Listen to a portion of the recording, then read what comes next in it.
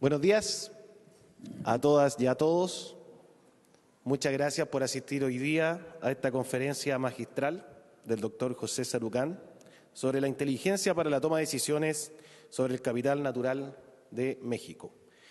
Queremos agradecer a varios organismos que han hecho posible esta actividad, a la CONABIO, Comisión Nacional para Conocimiento y Uso de la Biodiversidad, a la CONAM, Comisión Nacional de Áreas Naturales Protegidas, al Ministerio del Medio Ambiente del Gobierno de Chile, a la CEPAL, al Instituto de Ecología y Biodiversidad, a la Wildlife Conservation Society Chile y a la Presidencia del Senado. Saludar, hoy día nos acompañan y queremos recibirlos con un fuerte aplauso. En primer lugar, al Presidente del Senado, don Carlos Montes.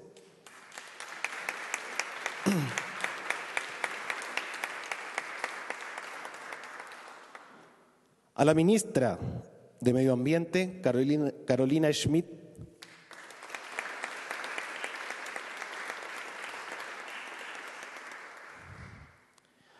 Agradecer también la presencia de Alicia Bárcena, de la CEPAL.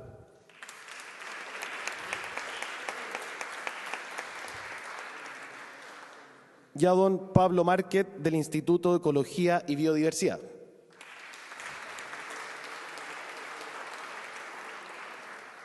Por supuesto, un fuerte aplauso para quien hoy día nos acompañará con su charla, al doctor José Sarucán Kermes, coordinador nacional de la CONABIO.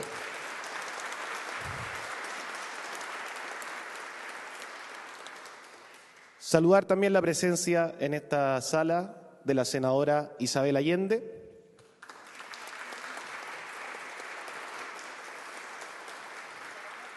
Y la presencia también del senador Álvaro Elizalde.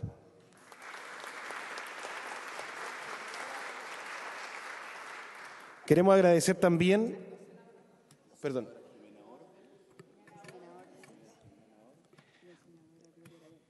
que está, vendré aquí, ya, ahí sí, estábamos arriba del pasado. Saludar a la senadora Jimena Órdenes también con aplauso.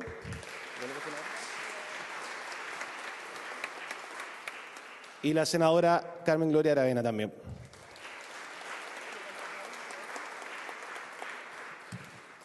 Queremos recibir también con un fuerte aplauso en este salón al embajador de México en Chile, don Raúl Beltrán.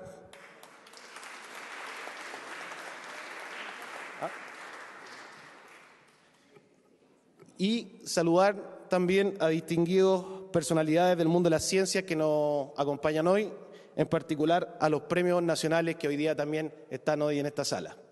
Un aplauso para ellos también. Muchas gracias. Bueno, para iniciar la actividad, le vamos a ofrecer la palabra al presidente del Senado, don Carlos Montes. Bueno, muy buenos días. Bienvenido a esta sede del antiguo Congreso Nacional, que hoy día sigue siendo una sede del Congreso para muchas actividades. Este fue un lugar donde se tomaron grandes decisiones, se debatieron cosas muy fundamentales en la historia de Chile. No éramos muy feministas, como puede reflejar el cuadro que está ahí arriba, pero ya se ha cambiado eso. Bueno, yo quiero decir que esta idea de reflexionar sobre la inteligencia para la toma de decisiones sobre el capital natural de México para nosotros es algo muy fundamental. Por eso queremos agradecerle, profesor doctor José Sarucán, que esté con nosotros, el ex rector de la UNAM, a la universidad a la cual le tenemos mucho respeto por su historia, por su trayectoria. Bueno, quiero decirle, profesor, de que aquí varios somos un poquito mexicanos, ¿eh? Isabel, Marcia, bueno, ella es mexicana. Nosotros llegamos allá por la fuerza, pero estuvimos allá también. Nos fuimos voluntarios, nos sacamos una beca. Bueno, sabemos que usted ha coordinado la Comisión Nacional para el Conocimiento y Uso de la Biodiversidad, que para nosotros son temas relativamente nuevos, o sea, son cuestiones respecto a las cuales tenemos mucho que aprender. Saludar también a toda la delegación que lo acompaña, creemos que es importante que estén acá. Y bueno, agradecer al Ministerio del Medio Ambiente que haya estado empujando esta iniciativa, a la CEPAL, la secretaria ejecutiva, Alicia Bárcena, que ha sido un gran amigo de Chile, pero también del Congreso, del Senado y de muchas cosas que hacemos en conjunto. Bueno, hay otras entidades que han colaborado. Todo este día el proyecto de cooperación Sur-Sur, apoyado por el Fondo México, especialmente para intercambio de experiencias sobre el uso y conservación de la biodiversidad y gestión de áreas protegidas, preocupaciones sobre el cambio climático, son temas de gran importancia para Chile. Nosotros acá en el Congreso hemos estado tratando de que este edificio se transforme en un lugar de encuentro, de diálogo con la ciudad, con muchas expresiones ciudadanas, pero también con el mundo científico, con el mundo que produce conocimiento. Porque el Parlamento de hoy día no puede ser igual que el Parlamento de ayer. El Parlamento de hoy día tiene que ser un Parlamento que se reposicione en la sociedad en su capacidad de captar los fenómenos, los problemas, las opiniones, pero también es capaz de tener un debate que le hace sentido y significado. Nosotros estamos muy preocupados de lo que está ocurriendo en América Latina. Estamos muy preocupados del cuestionamiento a la democracia, a las instituciones democráticas. No quiero referirme a la elección de ningún país del día de ayer, pero que nos preocupa mucho lo que está ocurriendo particularmente en ese país. Y creemos de que reformar las instituciones y particularmente el Congreso es un desafío para los que estamos en él. Y eso es un proceso complejo, lento y bastante gradual. Pero debates como este, posibilidades de abrirnos de otra manera al conocimiento, como ha hecho el Congreso del Futuro, a la sociedad, creemos que es muy importante. En Chile, la protección de nuestro ecosistema, la conservación del medio ambiente y el cambio climático es una preocupación que está muy instalada, especialmente en los jóvenes, lo que no significa necesariamente que lo afrontamos a la altura de las preocupaciones que tenemos. Chile ha reforzado su iniciativa en este campo. El gobierno anterior, el gobierno de Michelle Bachelet, desarrolló una amplia y significativa agenda, un crecimiento exponencial de las redes de áreas protegidas, se puso en marcha una red de parques en la Patagonia, se impulsó la ley que elimina las bolsas plásticas en Chile, se avanzó y se legisló sobre una ley de reciclaje de responsabilidad extendida a los productos, que es algo nuevo que está empezando a implementarse y que tiene muy preocupado a todos los sectores, con un crecimiento que hemos tenido en los últimos años notable y muy significativo después de harto rechazo y harta dificultad para avanzar en las energías renovables, cuestión que creemos que puede tener grandes repercusiones en enfrentar los temas más de fondo. Y también aquí ha habido un proyecto de biodiversidad y del CONAF, la Comisión, el Servicio Nacional Forestal, que están creando 2 servicios nuevos que tienen que ver con esto. Lo hemos discutido con bastantes restricciones, quiero decir. O sea, la discusión sobre estos servicios, yo he estado en la discusión en el Senado, por ejemplo, la Comisión de Hacienda ha sido más bien sobre el estatuto jurídico de los funcionarios. Más que una discusión, como usted ha estado, más que una discusión sobre todo lo que implica la biodiversidad, y aquí usted hablan de los conocimientos y usos, para nosotros todavía esto es lejano a la cultura política y a la cultura nuestra. En el sentido de tener la posibilidad de conocer la experiencia de México es muy central. Nosotros ahora estamos metidos en un problema muy serio en Quintero y Puchuncaví, que es una situación extrema, le llaman zona de sacrificio, porque la situación del medio ambiente están muchos niños con daños, con enfermedades, y tenemos varias zonas de ese tipo, lo que nos obliga a relacionar el crecimiento y la sostenibilidad de otra manera, de una manera mucho más dinámica y mucho más respetuosa. Eso ha costado harto. Esto no son cuestiones que para algunos son irreconciliables, que siempre quieren bajar los estándares medioambientales, y hay una discusión sobre el servicio para evaluar los proyectos, en fin. Bueno, yo termino diciendo que conocer la experiencia mexicana, aquí nos acaban de regalar un libro sobre algo que ocurrió hace 25 años, la CONAVIO. Nosotros estamos ahora discutiendo la creación de un servicio de la biodiversidad recién. Para nosotros es importante conceptualmente, políticamente, conocer los programas que han tenido, conocer los logros y problemas que han habido, porque nosotros estamos a tientas, recién empezando en constituir una institucionalidad estatal de envergadura. Y crear un servicio de biodiversidad debe ser un desafío muy grande. Yo estuve exiliado en México, viví 4 años en México, y hace harto años, entre el 81 y el 85, y me tocó conocer, por ejemplo, la preocupación en el caso de una zona costera, que México en ese tiempo tenía por la mantención de los fondos marinos, sobre lo que ocurría en los fondos marinos, todos los problemas. Para nosotros eso todavía no es tema. Para nosotros todavía no es tema. En ese tiempo formaban gente, se preocupaban y trataban de tener medidas para prevenir, para evitar un conjunto de situaciones que ahí se dan. O sea, tenemos mucho que aprender de México, los que queremos mucho a México porque vivimos una parte de nuestra historia, de nuestra vida, y porque sabemos que en este y muchos otros campos México puede aportarle mucho a América Latina. Y me decían los profesores, el profesor me decía, y acá, que esto no es solo un aprendizaje para nosotros, sino que México está por encima del mundo hoy día en este campo. Está dando un ejemplo al mundo entero sobre la manera de pensar, de utilizar y de buscar alternativas para la biodiversidad. Y en eso ha tenido alguien muy visionario que ha sido el profesor José Sarucán. Y un orgullo para Chile tenerlo acá y ojalá que logremos aprender mucho de él en estos pocos días que estén acá. Bienvenido, profesor. Muchas gracias por estar con nosotros y esperamos aprender mucho de su experiencia en pocos días. Muchísimas gracias a todos por estar acá. Muchas gracias.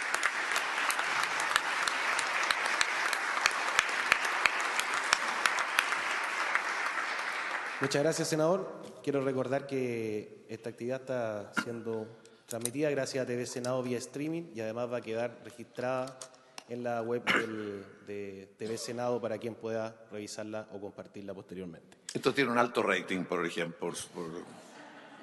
Estamos compitiendo con los matinales. Ya. Vamos a ofrecer la palabra a la ministra de Medio Ambiente, Carolina Schmidt.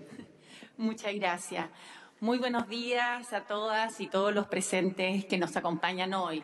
Estimado senador Carlos Monte, a mi querida amiga Alicia Bárcena, secretaria ejecutiva de la CEPAL, el doctor Pablo Márquez, vicepresidente del Instituto de Ecología y Biodiversidad, estimadísimo doctor José Sarucán, ¿verdad?, que nos acompaña hoy, coordinador nacional de la Comisión Nacional para el Conocimiento y el Uso de la Biodiversidad, estimados parlamentarios, autoridades presentes y un saludo muy especial también a toda la delegación mexicana, tanto los representantes de la CONABIO como de la Comisión Nacional de Áreas Naturales Protegidas. Muy buenos días a todos.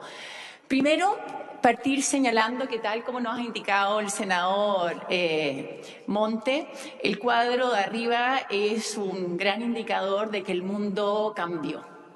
El mundo de hoy lo constituimos, lo formamos y nos necesita a todos y a todas participando de las decisiones en todos los ámbitos del desarrollo del país. Es una gran señal que hoy se encuentren en esta sala no solamente grandes mujeres premios nacionales, como las que nos acompañan, grandes senadoras, sino que también el hecho que el mundo esté uniendo en su conocimiento a parlamentarios, a justamente investigadores, a científicos, a ecologistas, a todas las áreas del desarrollo nacional que requerimos para sacar un país adelante. Porque el mundo cambió y hoy los requerimientos que hace la ciudadanía en relación al medio ambiente no son los que habían hace 10 años atrás, hace 5 años atrás. Cambió y hoy día el cuidado y la valorización que se hace del medio ambiente es fundamental. Nuestra generación tiene un doble desafío y diría muy particular. Es la primera que se ha dado cuenta real del impacto que generamos con nuestros actos en nuestro medio ambiente.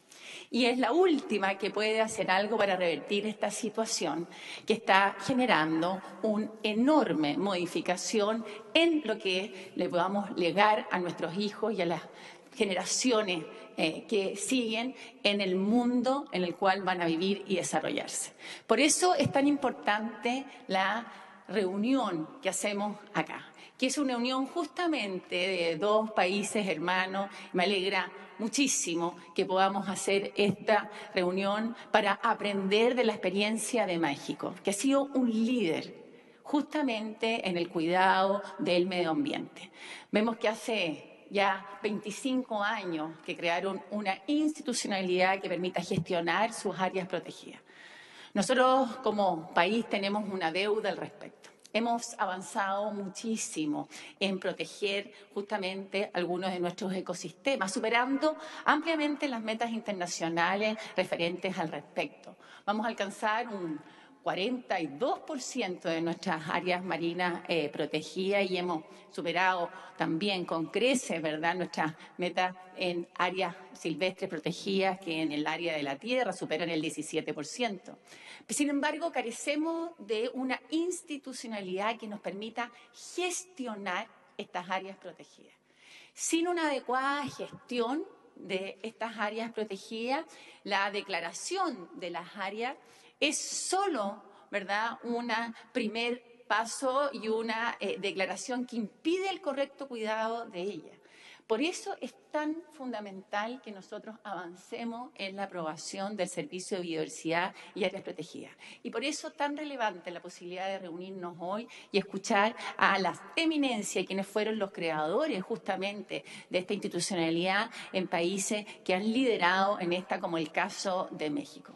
Aprender de la experiencia, compartir justamente cuáles fueron las cosas que se hicieron bien, cuáles fueron las cosas que se pudieron haber hecho mejor y que fruto, ¿verdad?, de estos años en que han trabajado se ha aprendido para poder gestionar mejor, es una enorme riqueza.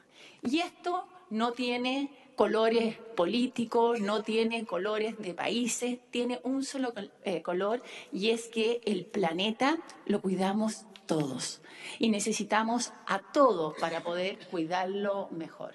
Yo quiero agradecer a todos los parlamentarios presentes que, más allá de su color político, tienen un solo objetivo y es poder avanzar en sacar el proyecto de biodiversidad y áreas protegidas adelante para nuestro país.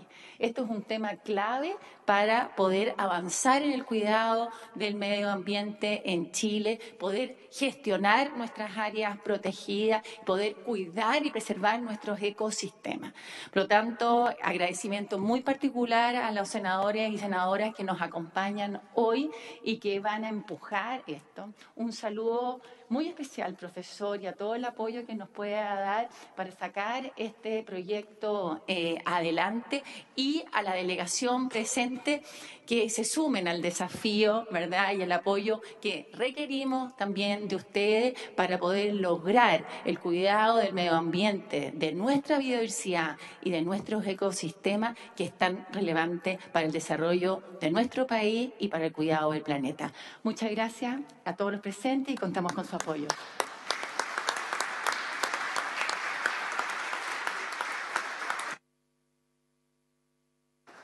Muchas gracias, ministra. El doctor José Sarucán es biólogo de la Universidad Nacional Autónoma de México, maestro en Ciencias Agrícolas por el Colegio de Posgraduado y doctor en Ecología por la Universidad de Gales. Es ex rector de la Universidad Nacional Autónoma de México e investigador emérito del Instituto de Ecología de la misma universidad. Ha publicado más de 190 trabajos científicos y varios libros. Ha recibido doctorado honoris causa de 12 universidades nacionales y extranjeras. Es reconocido por sus contribuciones científicas y por su gestión en la creación de instituciones en México. Ha sido galardonado por muy diversas instancias, entre las más recientes, Campeones de la Tierra el año 2016 y el Premio Tyler el año 2017. Es fundador de la CONABIO y su actual coordinador nacional. Y la CONABIO, justamente, la Comisión Nacional para el Conocimiento y el Uso de la Biodiversidad, es un referente en reuniones y en organizaciones mundiales dedicadas al tema de la biodiversidad. Es también asesora e inspiradora de organismos nacionales e internacionales y un medio de comunicación entre investigadores, recolectores de información, tomadores de decisiones, elaboradores de políticas públicas, ambientalistas y público en general. También es formadora y capacitadora de gente con conciencia del valor fundamental del capital natural del país. Investigadores, políticos, funcionarios, autoridades, estudiantes, agricultores, comunidades campesinas, pescadores, artesanos, etc. A todos quienes se les ayuda y enseña a proteger y usar de manera sustentable su entorno natural. Dejamos con ustedes entonces la charla del doctor José Sarucán.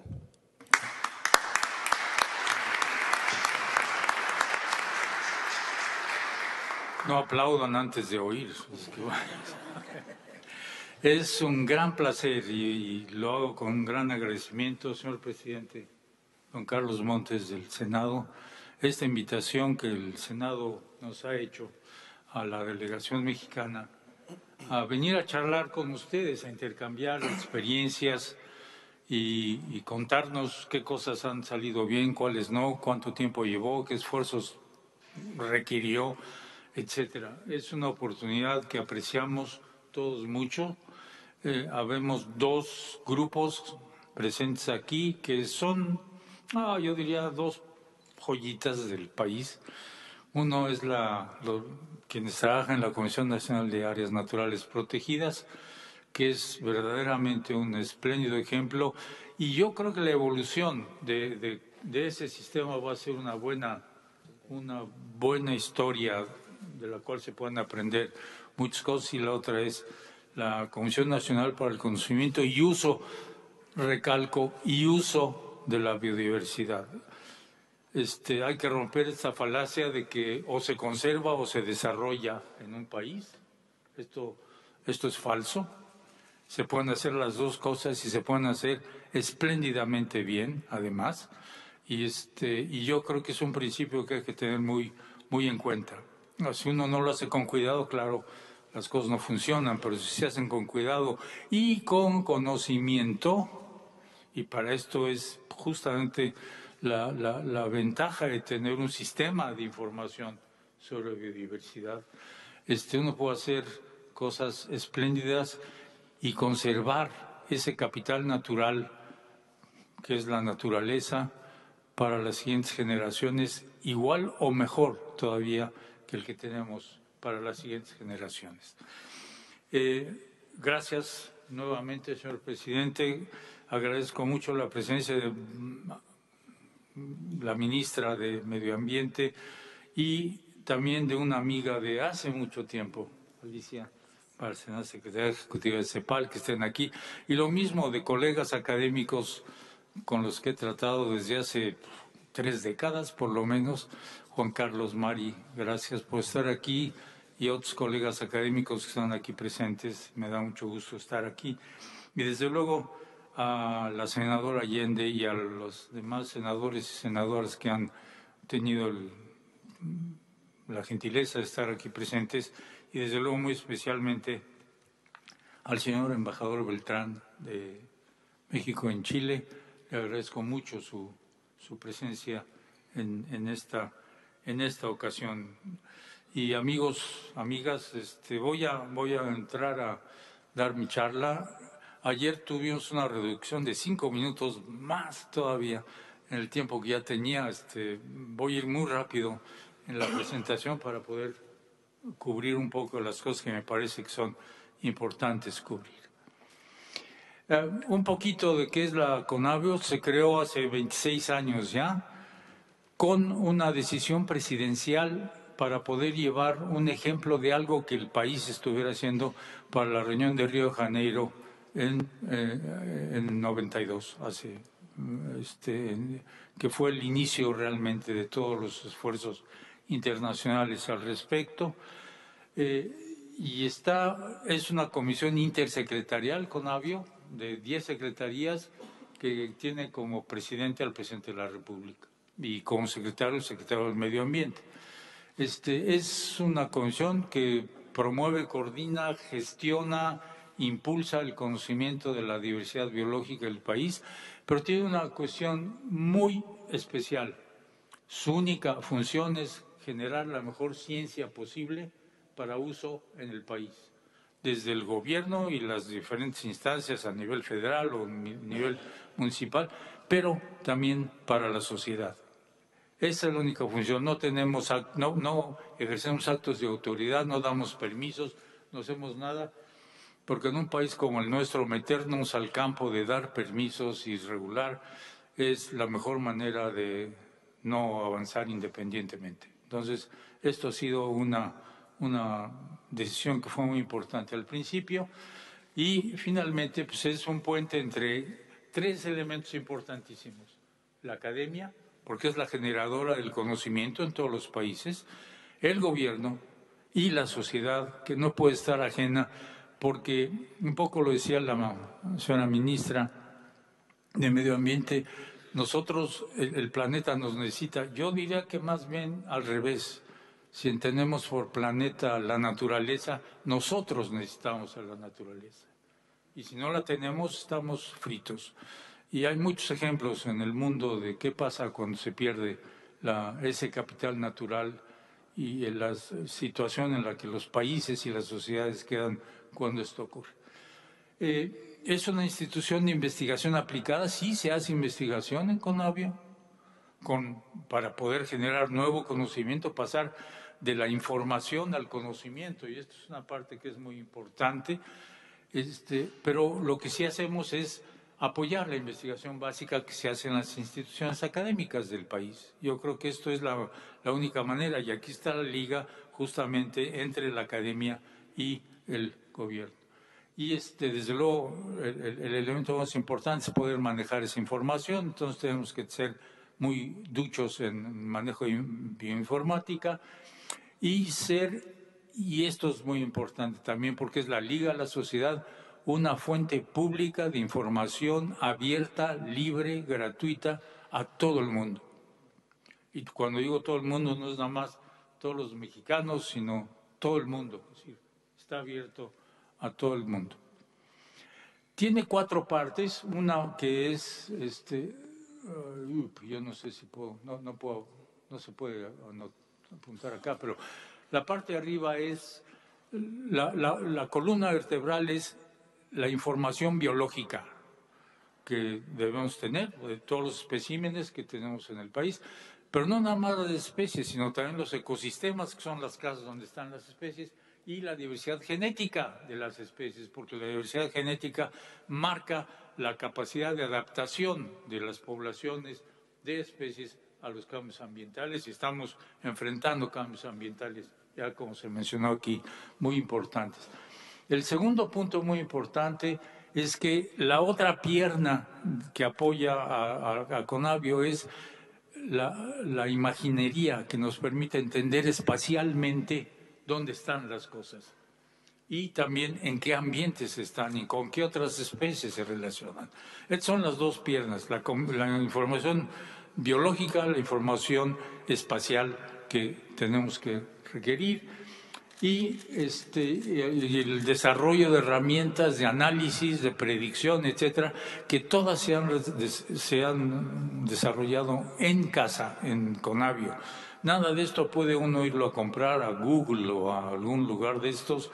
Hay que desarrollarlo y para esto es para lo que se necesita un conocimiento en bioinformática y en cuestiones espaciales muy importantes y análisis matemático, etc.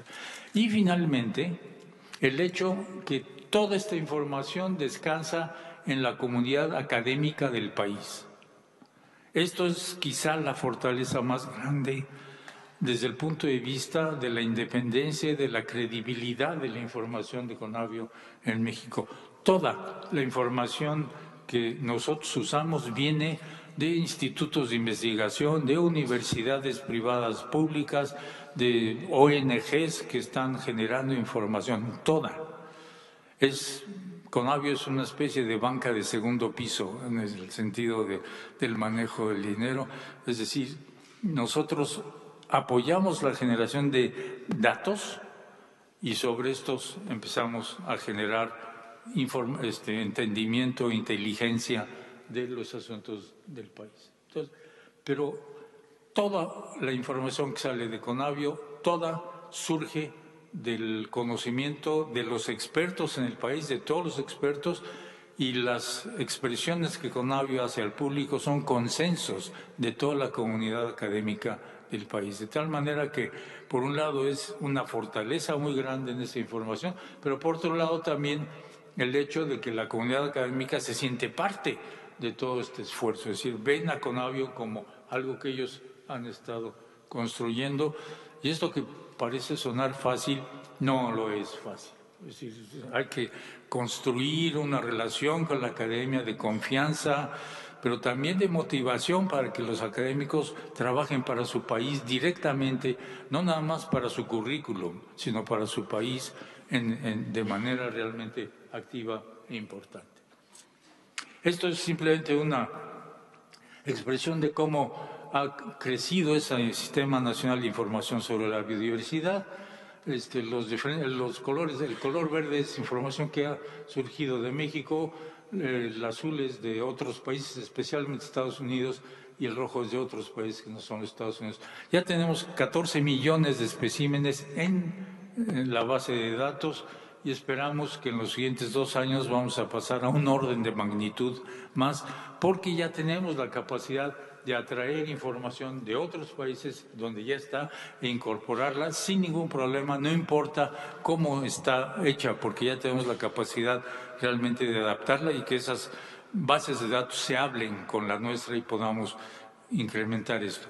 ¿Cómo lo vamos a hacer? Bueno, pues México no se acaba en la frontera donde va a haber un muro, parece, con los Estados Unidos, sino México biológicamente llega como hasta la mitad de los Estados Unidos, la mitad sur de los Estados Unidos, y llega por otro lado prácticamente hasta el sur, hasta el norte de Colombia. Eso es México biológicamente. Y lo que queremos es justamente generar un entendimiento biológico del país que nos permita conocer mejor con un detalle mucho más grande, justamente para fines científicos. No vamos a hacer nada. No vamos a colonizar la mitad, aunque nos correspondería colonizar la mitad sur de los Estados Unidos, ni queremos ir a Sudamérica a colonizar, pero lo que queremos es tener información para que los científicos realmente puedan entender mucho mejor qué pasa con las especies en las que son especialistas y que trabajan con ellas. Bueno, ya tenemos mucha información, ahora, ¿qué hacemos con ella? Y voy a ir muy rápido en este caso para que vean el tipo de aplicaciones a las que nos podemos hacer. El primero de ellos, muy importante, fue hacer una evaluación de lo que llamamos el capital natural de México, que es realmente los ecosistemas, la diversidad biológica del país. Esto se hizo siguiendo mucho un ejemplo internacional que fue el Millennium Ecosystem Assessment. A mí me tocó participar ahí y cuando nos tocó hacer esto para Naciones Unidas, yo pensé que ese enfoque sería muy útil, lo hicimos y fue el primer país del mundo que hizo una evaluación de ese tipo, con ese enfoque realmente holístico, amplio, muy grande. Han salido 4 volúmenes y últimamente salió ya un resumen nuevo. Esto está puesto al día, o sea, ustedes pueden entrar a la página de Conavio y no nada más ver la versión fosilizada de la información de hace años, sino puesta al día absolutamente en las cosas que se pueden poner al día. De tal manera que es un arma realmente muy útil. Eso fue un trabajo enorme, participaron más de 750 autores y revisores en el proceso y 2 personas que están aquí sentadas tuvieron la tarea de ayudar a organizar todas esas lanchas individuales para que no se fueran por la catarata y tener el trabajo a tiempo. Fue un esfuerzo realmente muy grande. Patti Kolev y Tania, que están aquí, ¿qué me enseñan? No sé qué me enseñan, pero bueno, no importa. Fueron realmente cruciales para hacer esto. Marcia también parece, perdón. No la veo, está tapada por Juan Carlos ahí. Bueno, ¿qué se puede hacer? Bueno, muchas cosas. En este caso, por ejemplo, podemos poner todo el herbario virtual de México allí en un mapa y saber dónde tenemos huecos y saber dónde tenemos que poner el dinero para saber más. Pero igual que lo podemos hacer para todas las plantas, y estas son todas las plantas que tenemos en el sistema, lo podemos hacer para una familia, las leguminosas, saber cómo están distribuidas, dónde tenemos espacios, lo podemos hacer para un grupo de vertebrados, lo podemos hacer para un género de vertebrados, como quieran. Es verdaderamente una capacidad gigantesca de entender qué tenemos, dónde está, dónde nos falta potencialmente más información, dónde queremos poner más dinero.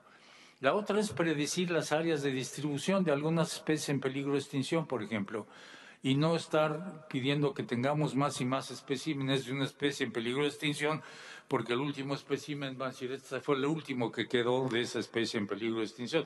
Lo que hacemos es predecir dónde están estas cosas con niveles probabilísticos espléndidos que nos ayudan mucho a saber si una carretera va a pasar por ahí, qué daños puede hacer, o si se va a generar un embalse, una presa, qué impactos puede tener, etcétera, dónde queremos reintroducir, si queremos reintroducir especímenes o poblaciones de esa especie, etcétera. Pero también lo podemos hacer para especies de interés comercial, en este caso son los agaves, de los cuales se obtiene mezcal.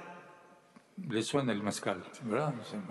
Y que tiene realmente un creciente valor económico para muchas poblaciones rurales, porque esto sigue siendo una producción artesanal y entonces tiene también mucho interés. Hemos trabajado con ellos, los ayudamos a tener denominaciones de origen para proteger sus productos, etcétera. Lo que hemos hecho también es tener elementos para tener una mejor idea de dónde están las zonas prioritarias de conservación y no ir simplemente a que si a alguien se le ocurrió donar un espacio para el gobierno, pues eso se puede hacer.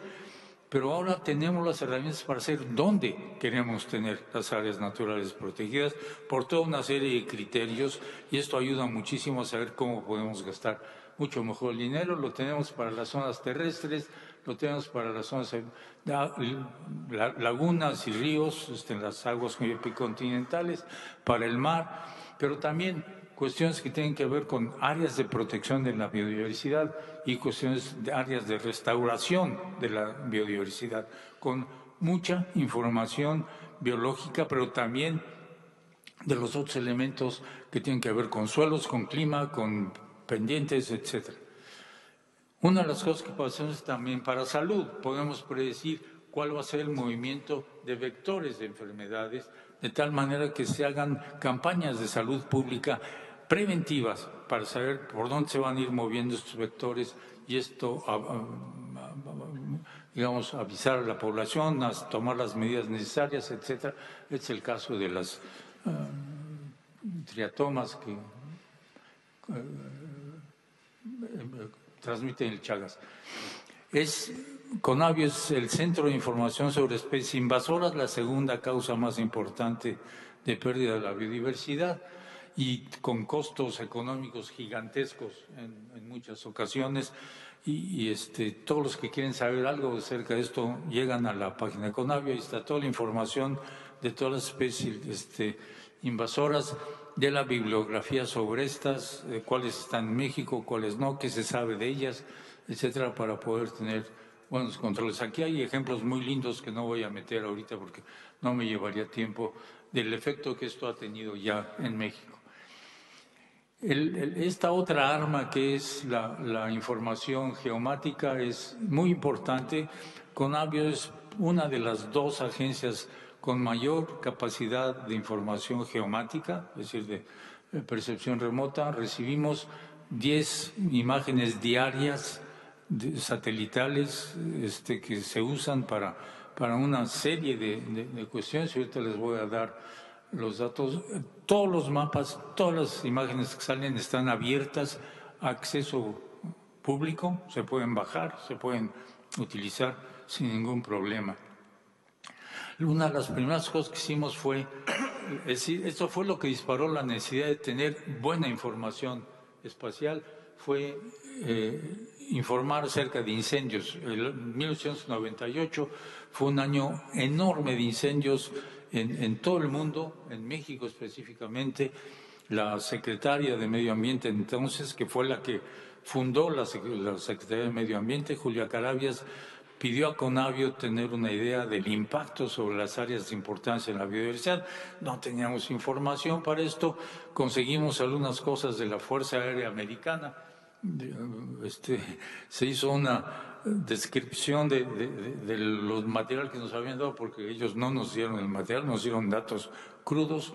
Se quedaron muy impresionados de la capacidad que teníamos de desencriptar la información que tenían de la Fuerza Aérea, y nos ofrecieron después ayudarnos, porque no, muchas gracias, vamos a tener nuestra propia información, y de ahí empezamos a crecer en ese sentido. En este momento, casi en tiempo real, mandamos información sobre los incendios forestales del país en 20 minutos después de que pase el satélite por el país. Se manda automáticamente, ya no hay intervención humana, esto lo hace una máquina, distingue las zonas de calor, las arregla por estados y los manda automáticamente por vía electrónica a quienes tienen la responsabilidad de combatir los incendios. Nosotros no lo hacemos, es otra gente. Nosotros damos la información para que esto ocurra. Pero también lo estamos haciendo para toda Centroamérica. Todos los países centroamericanos reciben gratuitamente todos los días la misma información que todos los estados de la República lo hacen. Y el sistema funciona también, que ya lo exportamos a Europa, es el que usan allá para incendios forestales. También lo que hemos hecho es el primer mapa continental de cambios de uso de suelo. Para Norteamérica primero empezamos ahí con Canadá, Estados Unidos y México, y luego se ha extendido para el resto del continente americano. Esto es comparable, son los mismos criterios para todo el continente, de tal manera que podemos hacer comparaciones en ese sentido a una escala realmente muy buena de 30 metros de resolución. Y esto ya está hecho, es decir, es una información con la que justamente podemos compartir con otros países latinoamericanos. Pero también estamos haciendo monitoreo mexicano. El sistema más sencillo que escogimos fueron los manglares. ¿Por qué? Pues porque están claramente, geográficamente muy bien localizados, no son sistemas muy complejos. Y ahora tenemos realmente lo que creo que es el mejor sistema de monitoreo de manglares del mundo. Ustedes pueden ir con su tablet al lugar, pararse en el manglar, conectarse por satélite a Conavio y tienen una fotografía precisa del lugar donde están parados de hace 5 años, de hace 10 años, de hace 15 años. Y pueden saber qué ha pasado en esta zona. Y esto es realmente muy fácil. Pero eso no se puede hacer para todo el país, en un país tan complicado, grande como es México. Ahora estamos usando otros sistemas aquí, en el que una vez al año se hace una evaluación de dónde ha habido cambios de cobertura y a una escala no tan fina como la de los manglares, pero podemos detectar dónde ha habido cambios y si hay un lugar que nos interesa, entonces vamos a las imágenes de 5 metros de resolución y podemos saber qué pasó, por qué ocurrió el cambio.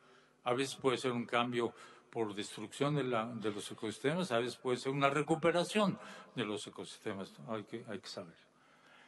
El otro asunto que estamos haciendo también es en sistemas marinos. Estamos monitoreando el arrecife del Caribe mexicano, o el Caribe mesoamericano en realidad, que es el segundo más grande del mundo, y acabamos de recibir una distinción muy importante sobre el trabajo que se está haciendo ahí como la mejor aplicación geoespacial a cuestiones de monitoreo marino, muy recientemente, hace una semana o dos. Siempre los que hemos trabajado en el área de ciencia y hemos generado información, nos ha preocupado cómo transmitimos esa información a la sociedad. Y bueno, se han hecho muchos esfuerzos de ese tipo en diferentes países. Pero estamos en otra posición, en vez de darle la ciencia a la gente, vamos a meter a la gente a generar ciencia o a generar elementos que ayuden a la ciencia. No los vamos a convertir en científicos en el término ortodoxo de la palabra, pero sí los vamos a incorporar a producir y a colaborar en la formación de información científica que luego es útil para los diferentes grupos. Y en esto se ha hecho un trabajo muy grande. Nada de esto es original de México. En el caso de las aves, lo que hicimos fue copiar el trabajo del Laboratorio de Ornitología de Cornell, con eBird, que han tenido por mucho tiempo, y que lo transformamos a México llamado Haber Aves, que fue una buena uso del castellano ahí, y que es trabajo hecho por avistadores de aves, por aficionados al avistamiento de aves. Y ya tenemos 5 y pico de millones de registros vetados, quiere decir, avalados por un tío que es un espléndido conocedor de aves de México, que nos ayuda con esto y que revisa cada uno de los avistamientos y ve si hace sentido o no hace sentido que esté bien hecho o no. Y si no hace sentido, se comunica con la persona y le dice, oiga, revise este dato porque o tiene usted un nuevo registro de un ave aquí o vio mal, ¿no? Entonces, hay una conexión con la sociedad que está generando esto y son muchas personas las que están ya metidas, casi 10,000 personas que están permanentemente haciendo este trabajo. No tenemos 10,000 ornitólogos en México. Por eso es importante atraer a la gente a hacer esto en ciencia. El otro elemento que es mucho más nuevo, que es naturalista, que consiste en tener con las cámaras estas que sacan fotos y hacen maravilla y media, georreferenciado y demás, yo con cámaras comunes y corrientes, tener información, que es lo más cercano a lo que los naturalistas hacían, es lo más cercano a lo que hacía Humboldt, que lo que hacía, o Bonpland, Humboldt y Bonpland, Humboldt no colectaba tantos especímenes como Bonpland, pero o Darwin o Wallace, pero que tenían que tener una formación, tenían que saber cómo taxidermar estas cosas, era un lío de los mil diablos. Ahora basta con una foto para hacer esto y realmente tenemos ya, bueno, me pasé, tenemos casi 100,000 observaciones ya a 4 años, 4 nuevas especies encontradas por amateurs, que es lo que están haciendo, y apenas estamos empezando con esto. Y el entusiasmo por este trabajo es gigantesco, más y más jóvenes. Estamos trabajando con chicos del bachillerato y demás para irlos metiendo en el proceso. ¿Qué hacemos con esto? Entrenamos a la gente a valorar la naturaleza, a conocerla y a despertar esto que tenemos innato todos los seres humanos, porque venimos de la naturaleza, que es justamente el amor, el conocimiento y la cercanía a la naturaleza que hemos perdido, porque vivimos en ciudades, porque la gente ya no tiene contacto con esto. Y nos hacemos del más importante socio, si quieren, para la protección y el buen manejo de nuestro capital natural, que es la sociedad. Si la sociedad no entiende de estas cosas, nunca va a ser una presión a los gobiernos locales, nacionales, lo que sea, para realmente avanzar en esta dirección. Entonces, no es nada más la ganancia de información, es la educación de la sociedad de una manera muy real, haciendo ellos el trabajo y darse cuenta de lo que eso significa. Lo que hemos hecho desde un principio es que estábamos convencidos que la información que teníamos tenía que ser útil no nada más para los tomadores de decisiones en gobiernos o ONGs, sino para los que viven en y del campo, para quienes están manejando esa naturaleza.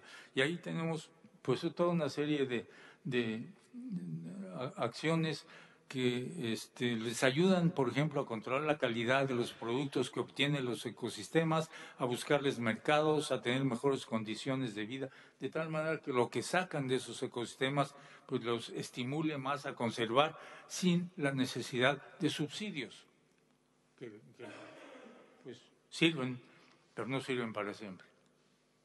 Un ejemplo de esto es este estudio de sistemas productivos y biodiversidad, en los que hemos estado trabajando con los siete casos que están ahí y que ha sido realmente muy aleccionador. Hemos aprendido mucho de trabajar con las comunidades y con las cooperativas de ellos en el campo, con la condición de que la extracción de sus materiales sea, como llamamos, amigables con la biodiversidad, es decir, que respeten, que no sean cuestiones que modifiquen los sistemas profundamente, sino al contrario los mantengan, y esto les sirva como un aliciente para obtener mejores mercados internacionales, por ejemplo, porque hay quienes pagan por este tipo de condición. La otra cosa que estamos haciendo es que esto no se quede a nivel nacional. Los esfuerzos que estamos haciendo no se quedan a nivel nacional. Estamos trabajando con todos los estados de la República para que ellos generen ese mismo nivel de conocimiento para su estado, con el gobierno de ese estado, con la academia de ese estado y con la sociedad de ese estado, para poder realmente, por un lado, tener una fotografía de grano más fino sobre el país, porque esto va añadiéndonos mejor conocimiento a Conavio, pero por otro lado, para repetir esta idea de que gobierno, sociedad y academia tenemos que trabajar juntos para entender mejor qué es lo que tenemos en términos de naturaleza. Ya tenemos a 27 estados de los 32 en el proceso. Ha sido un trabajo lento, laborioso, frustrante. En algunos lugares ya vamos con 4 gobernadores de cambio y las cosas se atascan. No voy a entrar en detalles con esto, pero ahí vamos. No tenemos ninguna necesidad de llegar a una meta fatal. Vamos al paso que cada gobierno y cada estado nos permite ir yendo, pero va seguro. Así, el avance puede ser lento, pero es seguro. Conavio está en la autoridad científica CITES, que esto es muy importante cuando estamos hablando de tráfico de especies el comercio internacional de especies que están en peligro de extinción. Hemos rescatado varias especies que estaban en el lugar, digamos, en la categoría de prohibición de su movimiento, como el cocodrilo de pantano. Esto sirve para que las comunidades puedan vender pieles de cocodrilo, por ejemplo, a todas estas cosas lujosas de bolsas de cocodrilo y zapatos de cocodrilo. Bueno, hay gente que acostumbra a hacer esto, pagan muy bien por eso. Bueno, la gente vive de eso y lo hace muy bien. Y como eso hay varios otros ejemplos. La página de Conavio es nuestra forma de comunicación a la sociedad. Tiene mucho éxito, ha sido realmente un arma de acercamiento a la sociedad y de traducción de la información científica, académica, a la gente común y corriente para que lo entiendan, de tal manera que realmente sea accesible para ellos, sea creíble para ellos y puedan empezar a meterse. Desde niños de 4 o 5 años hasta el presidente de la República, si tiene interés. Hay diferentes niveles de traducción, digamos, de esa información. Y, bueno, hace 2 años, o el año pasado, no hace 2 años, recibió la distinción de Naciones Unidas como la mejor página de esto. Pero déjenme ir a la parte más importante. ¿Qué efecto tiene esto sobre las políticas públicas y sobre los reglamentos y las leyes, etcétera, del país? Porque finalmente eso es lo que importa, de estar metidos en la estructura gubernamental. La primera, la más reciente de ellas, fue la discusión y la aprobación de la Ley de Desarrollo Forestal Sustentable, que por primera vez en México, y creo que a lo mejor en todo el mundo, los criterios para dar los subsidios a los campesinos para poder generar alguna actividad agrícola están sujetos a criterios de conservación de la diversidad biológica, por primera vez. Y esto es muy importante. Y para eso se necesitaron 2 cosas indispensables, porque se puede poner el papel y es muy lindo, pero si no se puede instrumentar y implementar, pues no se puede hacer. Uno fue un mapa a una escala suficientemente pequeña para poder localizar todos los predios de todos los agricultores con precisión, y un sistema que consulte el mapa y en segundos dé respuesta de si se puede o no se puede dar ese subsidio, dependiendo de las reglas de las áreas naturales protegidas o de las UMAS o de las unidades de manejo ambiental que tenemos o de las áreas de reforestación, etcétera, que tienen diferentes criterios de protección. Esto ya está funcionando, se aprobó en abril y estamos ahora en el desarrollo de la ley secundaria, digamos, de las normas secundarias para este asunto. Este es el mapa para todo el país, este es un detalle para el sureste de México, en donde llegan 150,000 o 200,000 solicitudes simultáneas para subsidios. Si uno no puede responder en segundos, sí o no, y si es sí, qué tipo de subsidio puede tener o cuál no, el sistema simplemente no funciona, ¿no?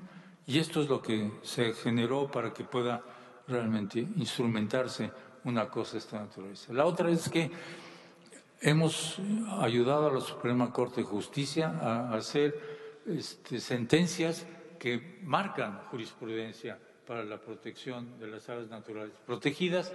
Es un libro que sacó el ministro José Ramón Cosío, y esto fue un caso específicamente en la reserva de Tulum, Tancá, que estaba en litigio en que un presidente municipal quería desconocer el mandato de que esto fuera una zona protegida y basados en la información que se les produjo, no nada más por nosotros, también por CONAMP, pudieron sentenciar que esto era de interés social y no se podía tocar, etcétera, y eso pues marca una jurisprudencia muy importante. Esto no tiene que ver con leyes en México, pero es muy interesante que la oficina de la presidencia de los Estados Unidos, el PICAST, que se llama, a una pregunta del presidente de cómo hacemos para proteger el capital natural o sostener el capital natural de Estados Unidos, lo que pusieron fue a Conavio como un ejemplo de lo que habría que hacer para que se tuviese la respección de esto. Acabo con esto. Algunas cosas que me parece importante como lecciones para llevar a casa, digamos, ¿no? La primera es que se requiere de un compromiso gubernamental claro para que estas cosas funcionen. De otra manera se vuelve un ejercicio académico muy lindo, pero que no tiene los impactos que debería tener para el bien de la sociedad, para el bien del país, ¿no? Los gobiernos a cualquier nivel, desde el nivel municipal o como se llame en otros países, hasta el federal, se requiere de información científica independiente de la mejor calidad para tomar decisiones de qué proteger, cómo protegerlo, cómo utilizarlo, cómo reponerlo, etcétera. Si no, lo que hacemos es dar palos en la oscuridad. Y esta información tiene que ser apoyada y utilizada por los gobiernos de cada país. La otra es que, ya lo dije antes, la comunidad científica debe ser una parte importantísima de esto, porque no hay manera de reproducir una institución que cubra todos los campos posibles de generación de información, ¿no? Sería una institución gigantesca, inmanejable, que además competiría con las ya existentes y sería un lío de los 1000 diablos. Entonces hay que convencer a la comunidad científica para que esto ocurra. La otra cuestión es que hay que traducir esa información de diversas maneras, desde los niños de primaria hasta los tomadores de decisiones en el gobierno, para que realmente lo puedan. Muchas personas en las áreas gubernamentales no están capacitadas, pues no han estudiado ecología o lo que sea que tienen que estudiar. Son personas que tienen otro entrenamiento. Hay que ayudarles a que esto ocurra. Y aquí hay una tarea de la comunidad académica, de la comunidad científica, más allá de hacer la investigación, es la de ligarse con los tomadores de decisiones y educarlos en el mejor sentido posible de la palabra sobre los resultados de sus trabajos. Y finalmente, el hecho es que si esta información no está integrada, va a ser muy difícil que se maneje bien. Y esa integración es mucho más que simplemente poner las partes juntas, porque tiene sinergias y tiene posibilidades de uso potencial gigantescos que de otra manera no se pueden obtener. Integrar todo esto, yo creo que fue una de las piedras de toque de por qué en México hemos podido avanzar tan rápidamente a partir de un poco antes de la mitad de los 90, cuando se instituyó la Secretaría de Medio Ambiente y Recursos Naturales y Pesca, que realmente puso todo esto, o la mayor parte de esto, en un solo lugar, con una sola idea y con una visión muy clara. Esto es quizá también una de las lecciones que yo creo que hay que aprender. Gracias.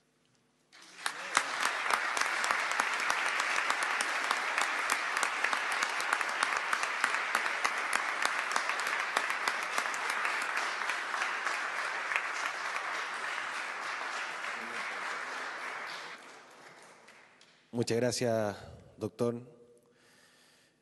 Recordamos que esta charla quedó registrada por streaming y se puede volver a revisar en la página web de TV Senado.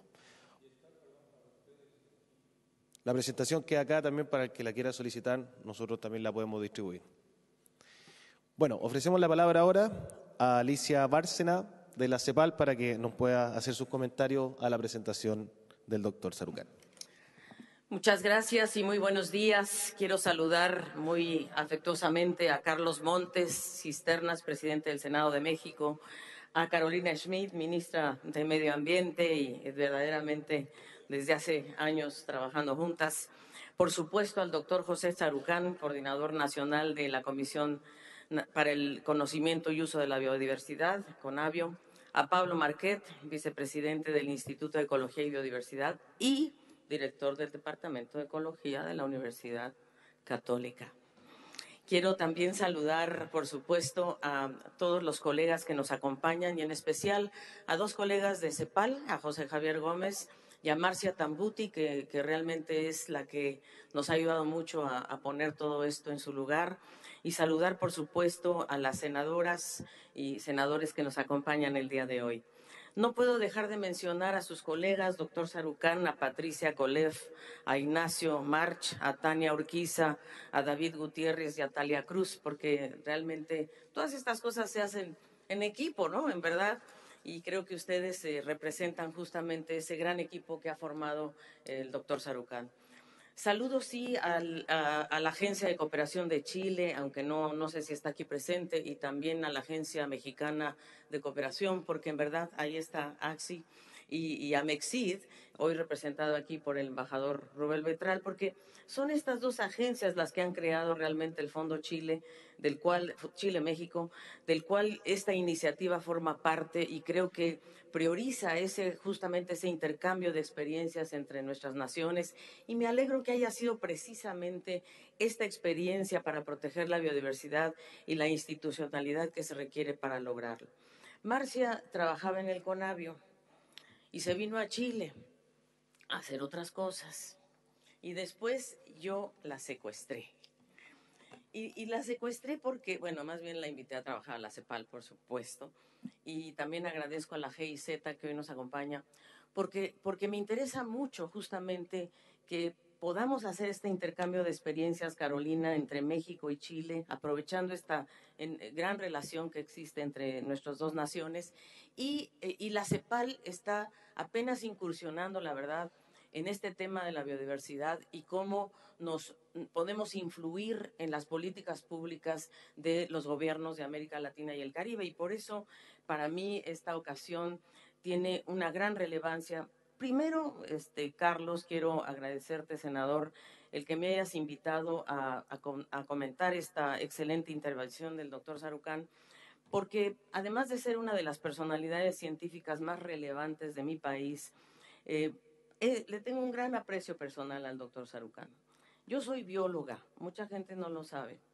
Ese es mi origen en realidad. Yo me derivé a otras materias, pero al doctor Sarucán le tengo una gran admiración y un gran respeto profesional por su incansable y consistente lucha por la protección de la biodiversidad y la integridad de los sistemas naturales.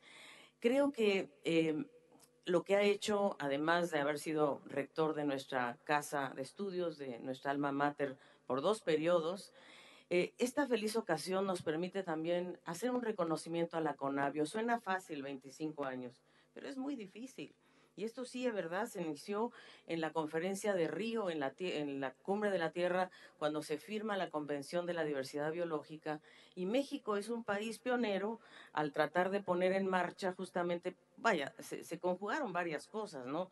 Y esto es lo que yo llamo la alineación de las estrellas, porque se conjugó justamente un gobierno que tenía interés de abrir las puertas a una persona como el doctor Sarucán. Y esas dos cosas a veces no son tan fáciles de poner en la mesa, porque en verdad crear una institución, el doctor Sarucán fue quien propuso esto en 1992 al gobierno federal, y afortunadamente el gobierno nos nombra coordinador nacional, y después a partir del 2010 pues ya es en verdad el que se encarga de la labor diaria de la CONABIO.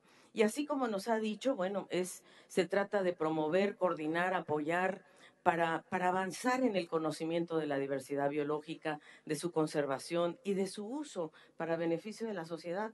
Y creo que esto es un tema muy importante para Chile, para Chile y todos los países de la región, América Latina y el Caribe es una de las regiones más ricas en biodiversidad. Tenemos países megadiversos en realidad y debemos entonces tomar muy en serio el hecho de poder crear la institucionalidad necesaria para organizar la información, para investigarla, para compararla, compilarla y verdaderamente también desarrollar capacidades humanas en el área de la informática.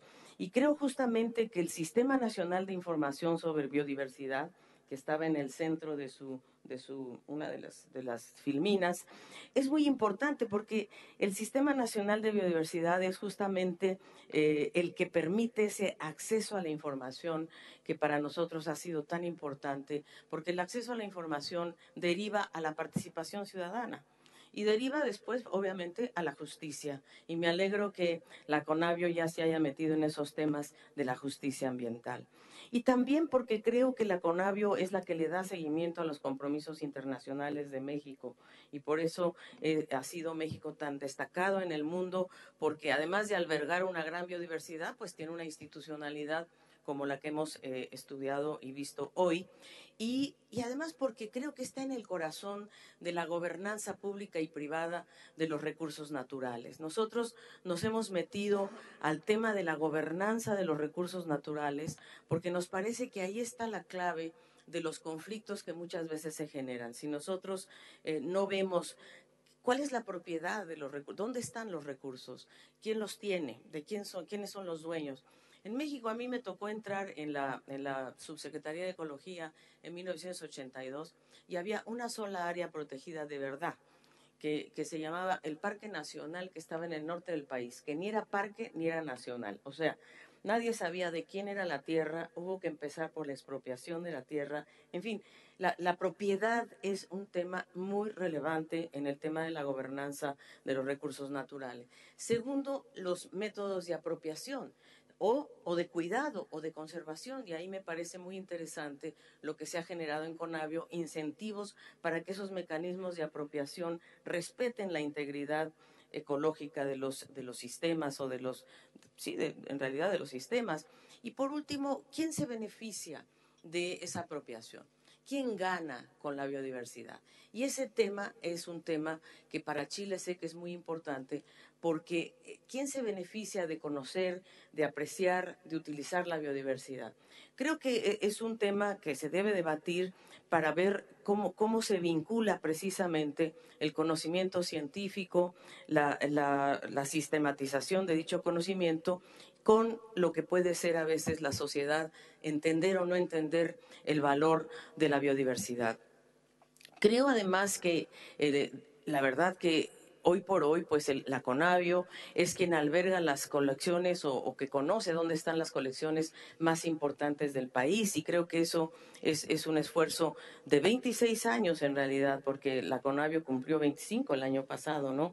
Y hoy está cumpliendo ya 26 años y creo que eso es una experiencia de un cuarto de siglo en realidad, en donde se nota, se ve claramente ¿qué ha costado? Yo creo que la pelea ha sido cómo darle congruencia a la política pública de desarrollo con la conservación de la biodiversidad y a veces esto es un tema que no se entiende necesariamente. Así es de que creo que las soluciones pasan por esta gama de profundas transformaciones sociales, Carolina, a la que tú te referías. Creo que la sociedad hoy está más ávida de entender a profundidad, primero, qué le está pasando al planeta en relación, por ejemplo, al cambio climático, que es quizá lo que más ruido o lo que más se ha conocido. Creo que debemos hacer lo mismo con la biodiversidad, porque yo creo que la biodiversidad está seriamente amenazada y sobre todo es muy irreversible la pérdida de biodiversidad. Es decir, en el cambio, no digo que el cambio climático no sea grave, pero la biodiversidad es muy grave. Una especie que desaparece, desaparece. Y con esa especie y con esa biodiversidad desaparece un cúmulo de información que a veces no tenemos claro qué magnitud va a tener el haberla perdido. Creo que un gran obstáculo para la conservación de la biodiversidad y su uso es justamente el desconocimiento público del papel que puede jugar. Y por lo tanto, esta vertiente de conectarlo con la ciudadanía y crear conciencia, creo que es una de las interfaces más interesantes para avanzar en una siguiente etapa y sobre todo para lograr que los jóvenes, ¿verdad?, se involucren en el cuidado del medio ambiente y de la biodiversidad, por supuesto. Creo además que la CONABIO tiene una ventaja muy grande y es que convoca a la comunidad científica, pero tiene otra y es que es eficaz en su capacidad de respuesta. Yo creo que eso también es importante. No es un organismo que está en una torre de marfil despegada de las decisiones, sino que ha desarrollado justamente estos sistemas de alerta temprana de incendios, por ejemplo, de ubicar áreas y especies en riesgo y en peligro de extinción. Esta idea de identificar territorios y especies de importancia económica y sobre todo y también de especies invasoras, porque México es un centro de origen muy importante de muchos cultivos que hoy para nosotros son muy valiosos, el maíz, entre otros, y proteger estas zonas justamente de invasores y de especies genéticamente modificadas creo que es un tema de gran importancia. Me gusta mucho lo que señaló CONABIO en la conmemoración de sus 25 años, porque dice, y cito, que es una institución que tiene gran entusiasmo por aprender, continuidad en el actuar, rigor para documentar y pasión para compartir, claves del éxito para evolucionar. Esta frase de verdad que me parece que es una frase espectacular para poder avanzar y además nuestra región cada día es más sujeta a los desastres naturales, tenemos menos resiliencia y lo único que nos va a dar esa resiliencia va a ser justamente proteger, conservar la biodiversidad y sabemos de muchas experiencias. Yo, por ejemplo, estando en África, en Sudán, uno se da cuenta cómo la escasez del agua, la pérdida total de recursos en algunas zonas son las razones fundamentales porque las personas están migrando masivamente, cómo se ha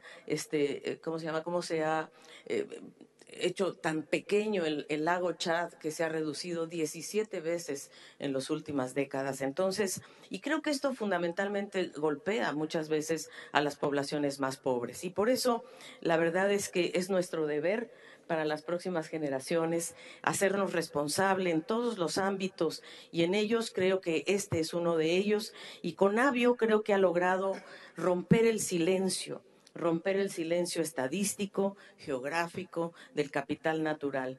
Y por ello, romperlo es muy importante porque lo que permite es visibilizar las externalidades negativas y darle a la gente capacidad de respuesta.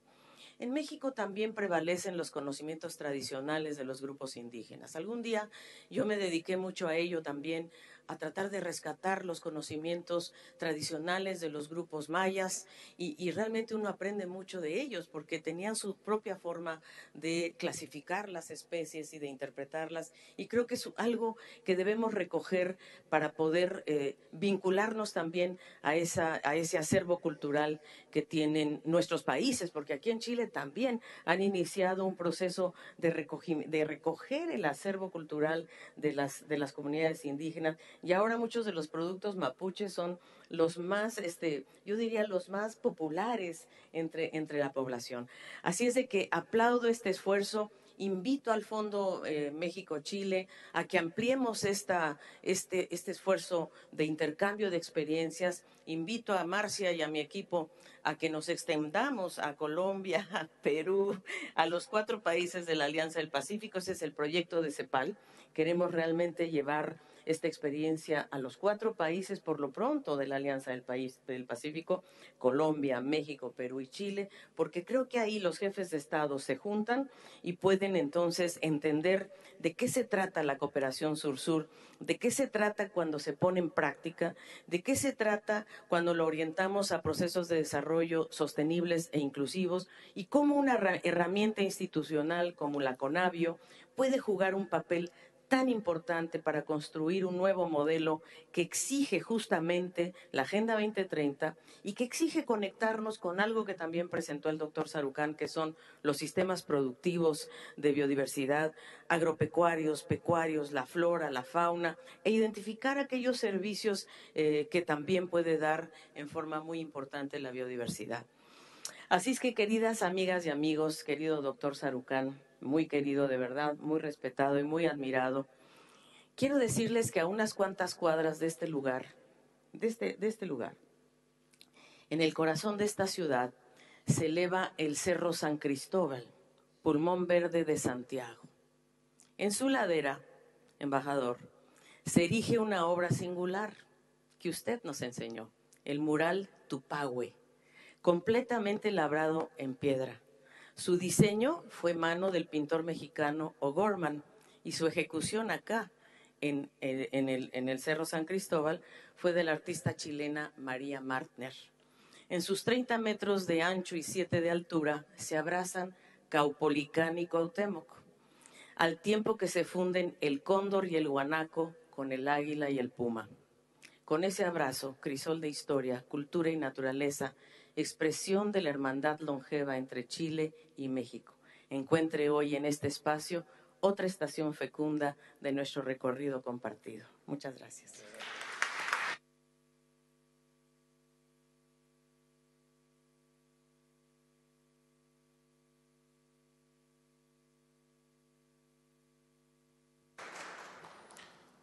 Muchas gracias por el comentario, Alicia.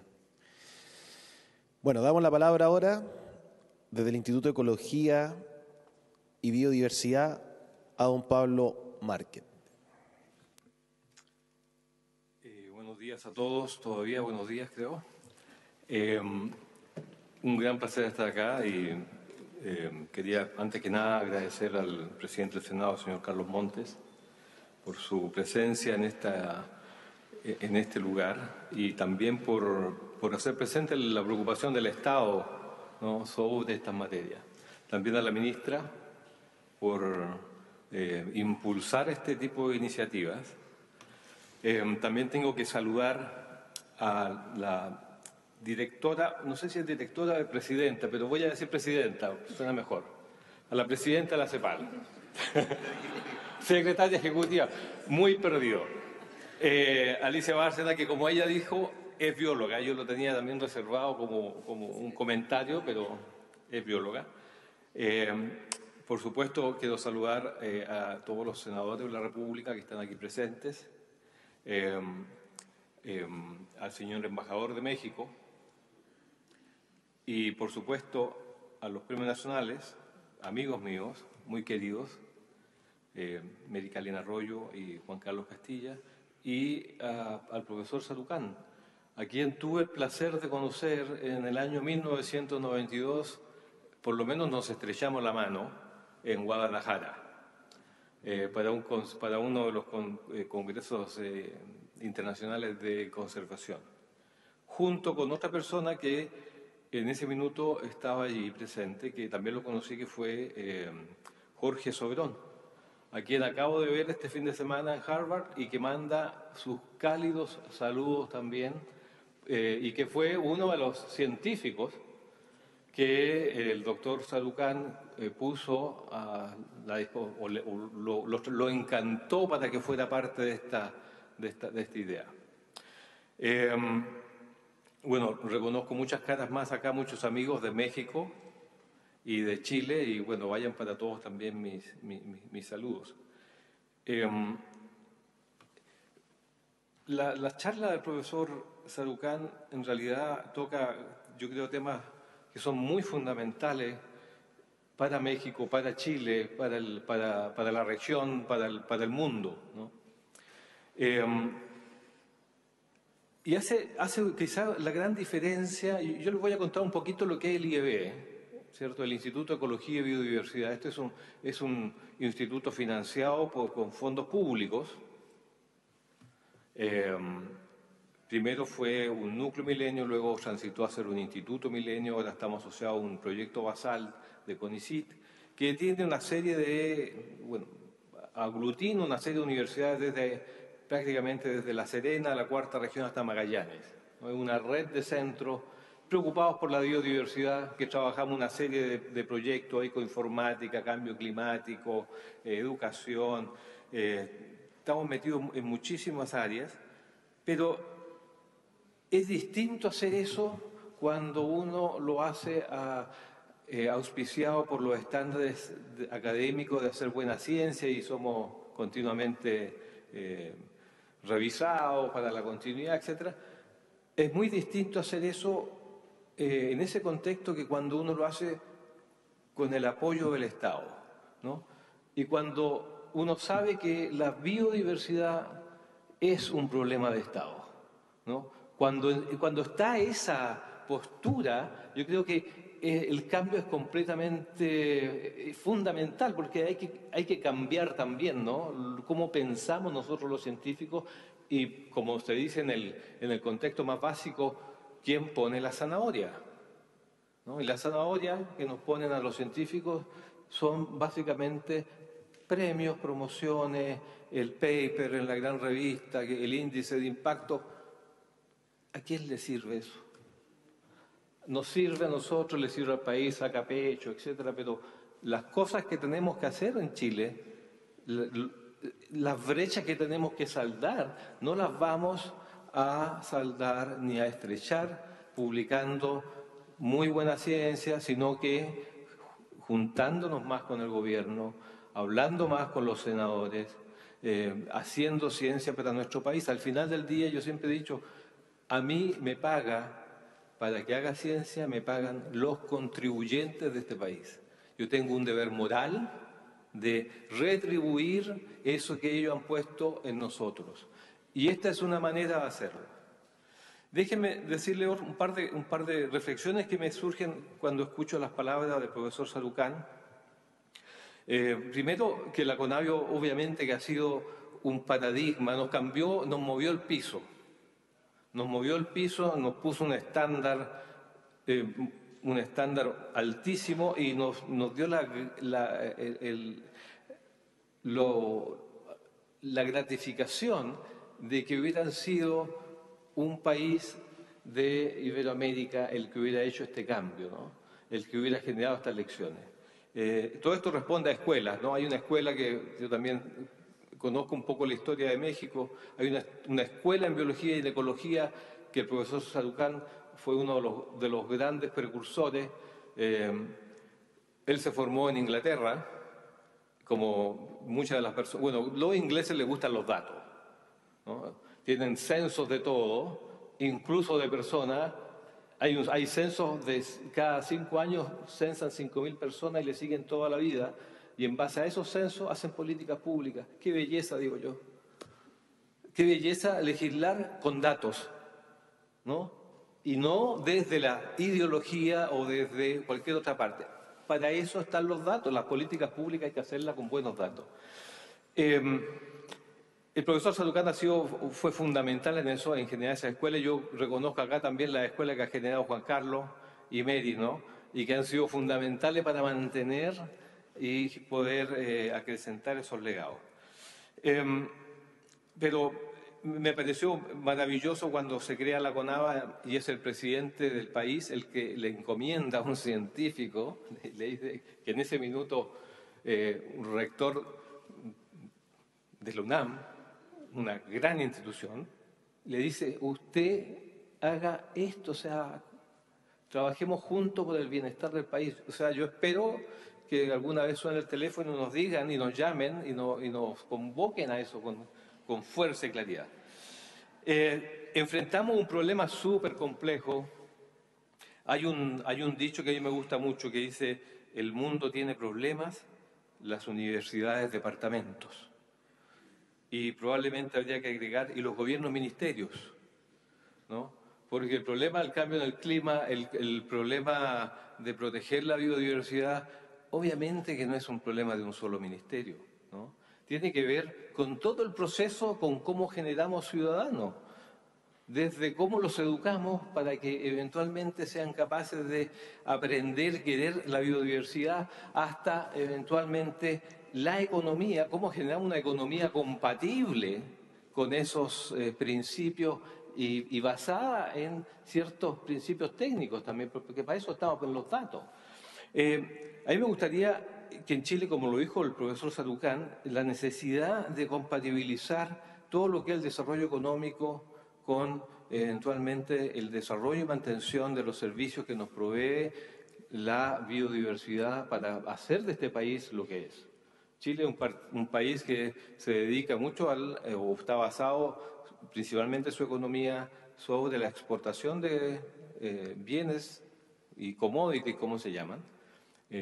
Exportamos mucha uva, tenemos ricos vinos, tenemos un gran programa de vino y biodiversidad también en el instituto. Tenemos vino, tenemos cobre, todas esas son actividades que generan impacto. ¿Cómo hacemos para que todas esas actividades sean compatibles con la conservación, ¿no? Esto no es solamente un problema del mercado, esto no lo va a resolver el mercado. Yo creo que después de 2018 ya quedó claro que el mercado resuelve pocas cosas, ¿no?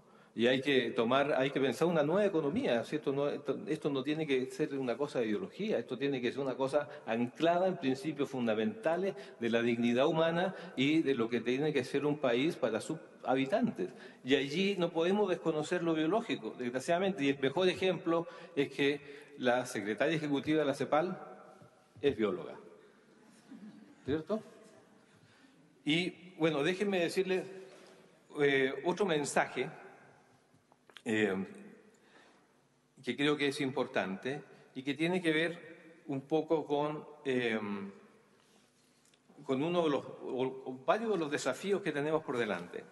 En Chile sabemos bastante, tenemos conocimiento de nuestra biodiversidad, que yo diría todavía es bastante, pero nunca es suficiente.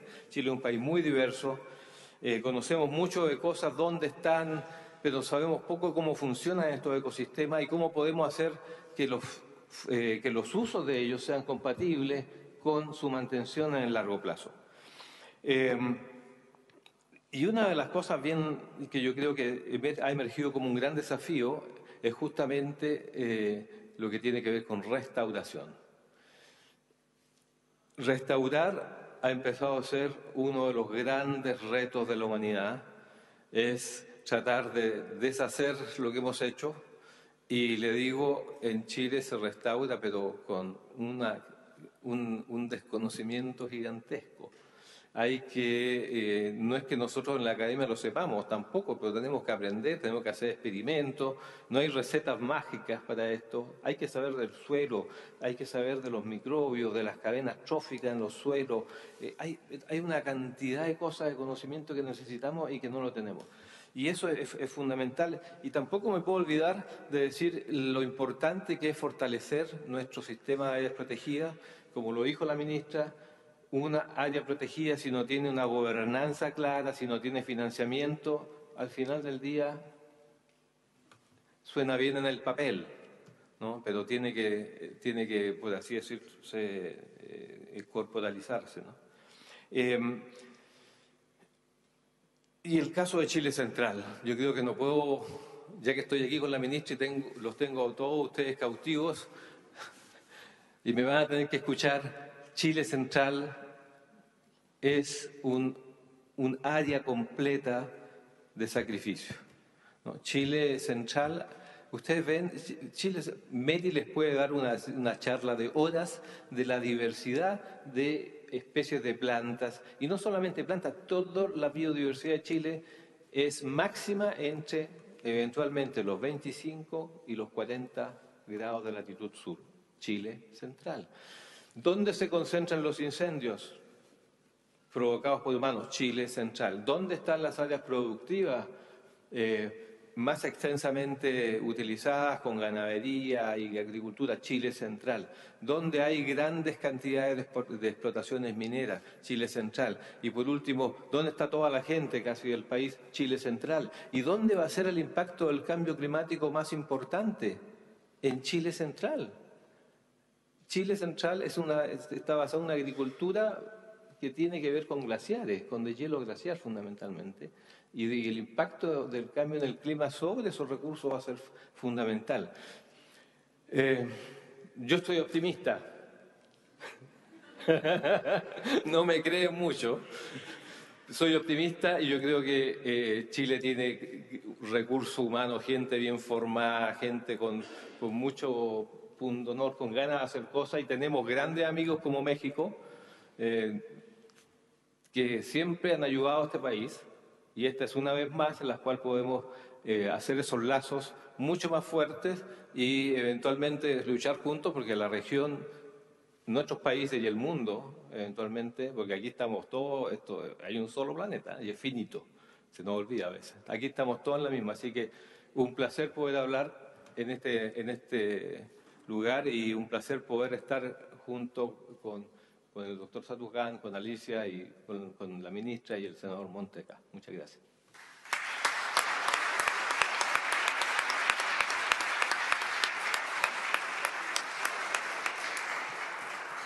Muchas gracias, Pablo.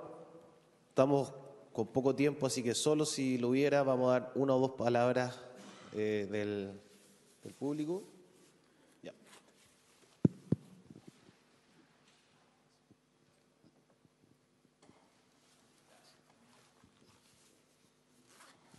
Muchas gracias. No voy a repetir todos los saludos porque me tendrá todo mi tiempo, pero sí quiero saludar especialmente a mi gran amigo José Saracán. Para mí ha sido el gran impulsor de la biodiversidad en todo este continente, los dos continentes, inclusive hasta Canadá. Y nosotros debemos aprender de José Saracán. Él es un científico, pero en su cabeza tiene su país. Yo creo que esa es la gran lección de José Saracán. Él es generoso. Y eso es algo que nosotros, los científicos chilenos, tenemos que aprender. Quiero hacer un mensaje a mis grandes amigos de los políticos, sobre todo que está acá el señor Montes. ¿Por qué en Chile tenemos astronomía como una gran prioridad con fondos especiales en CONICET y biodiversidad está en el altar? Me gustaría escuchar por qué. Tenemos acá, el público está mucho más dependiente de lo que pasa en el país, de lo que pasa en el cielo. Me parece fantástico que astronomía es una prioridad. Mi gran amigo Mario va a estar contento de escuchar lo que estoy diciendo. Pero no me parece bien que biodiversidad no es una prioridad nacional.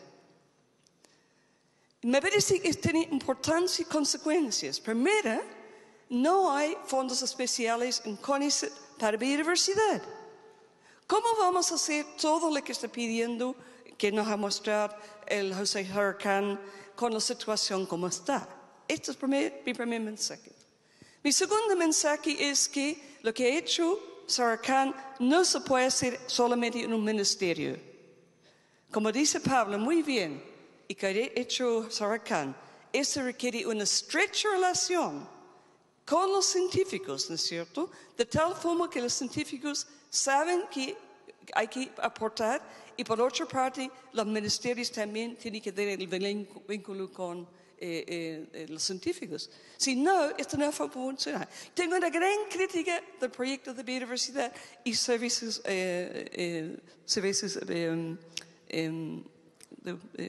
de protección. Está muy enfocado sobre el área protegida.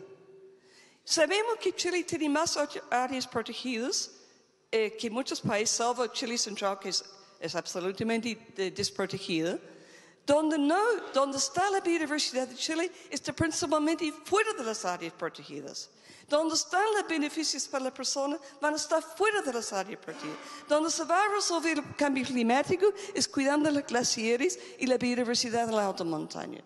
De modo que el proyecto de ley de biodiversidad no es adecuado para esta época, pero hay que hacerlo.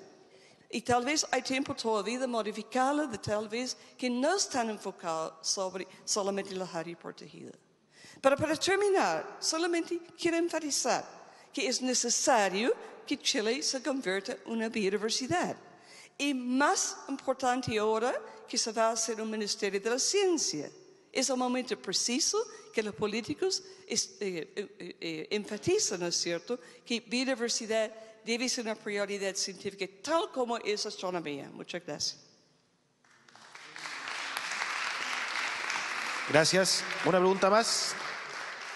No. Doctor, ¿quiere hacer algún comentario a lo planteado? No. Se nos ha dado la palabra el senador. No, yo creo que ya hablé yo demasiado. Perfecto. Lo que importa en estas ocasiones es el intercambio de ideas y de puntos. Senador.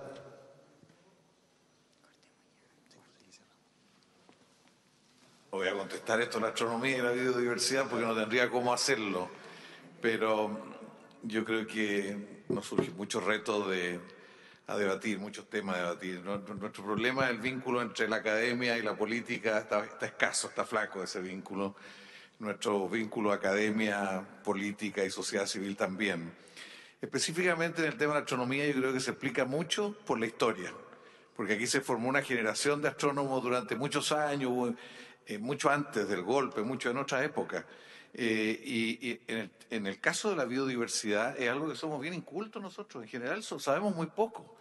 Y por eso es que es bien importante que entre los parlamentarios tengamos un conocimiento mucho mayor para ver las mejores alternativas institucionales. Yo comparto con usted de que el debate del proyecto requiere replantearse y darse un marco conceptual y global de otras características, porque está muy en lo puramente funcional, pero no clarificar lo que representa para Chile la biodiversidad y la importancia de asumirlo. En todo caso, yo creo que nos deja muchas inquietudes, muchas preocupaciones, al menos los senadores que estamos acá, y a muchos que seguramente lo van a ver, de tal manera de poder enriquecerlo. Muchísimas gracias, profesora.